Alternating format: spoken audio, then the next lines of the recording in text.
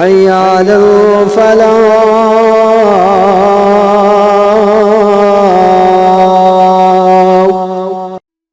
السلام علیکم ورحمۃ اللہ وبرکاتہ۔ بابرکت ماہ رمضان سب کو مبارک ہو۔ اللہ تعالیٰ نے اس مہینے میں قرآن مجید اتارا جس میں حق و باطل کا بیان ہے۔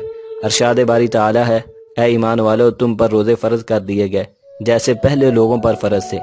روزے دار کے منہ کی بو اللہ تعالیٰ کو پسند ہے۔ اللہ تعالیٰ نے فرمایا روزہ میرے لیے ہے اور میں ہی اس کا اجر دوں گا۔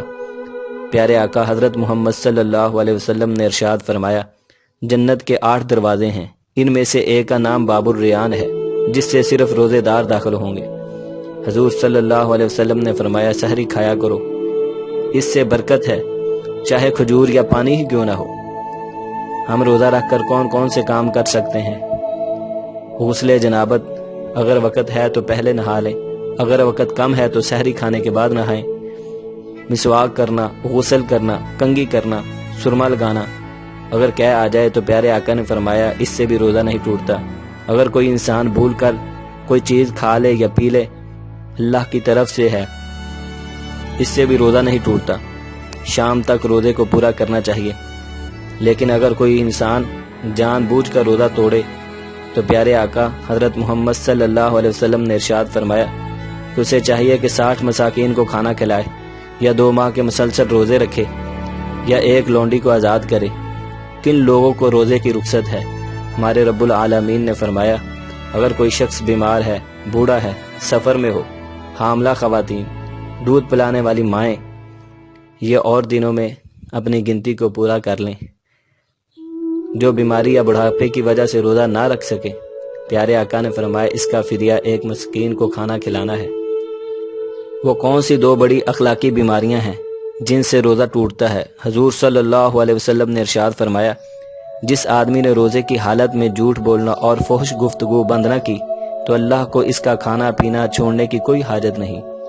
رسول اللہ صلی اللہ علیہ وسلم نے فرمایا جب تم میں سے کوئی روزہ دار ہو، اسے کوئی گالی دے یا اس سے لڑائی کرے تو کہہ دے میں روزہ دار ہوں۔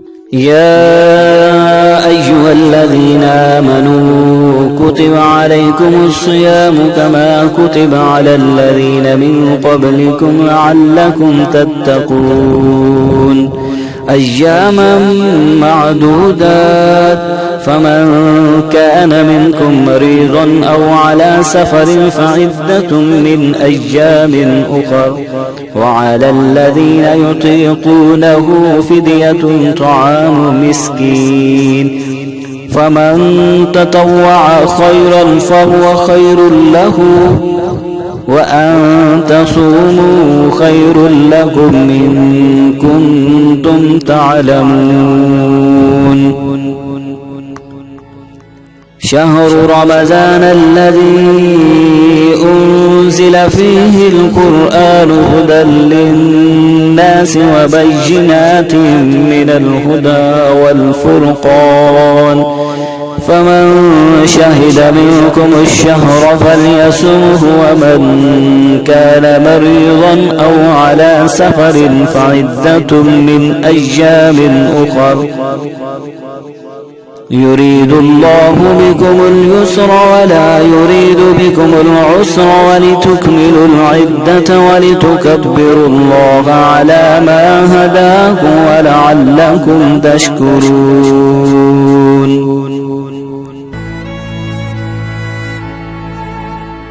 أشهد أن محمد رسول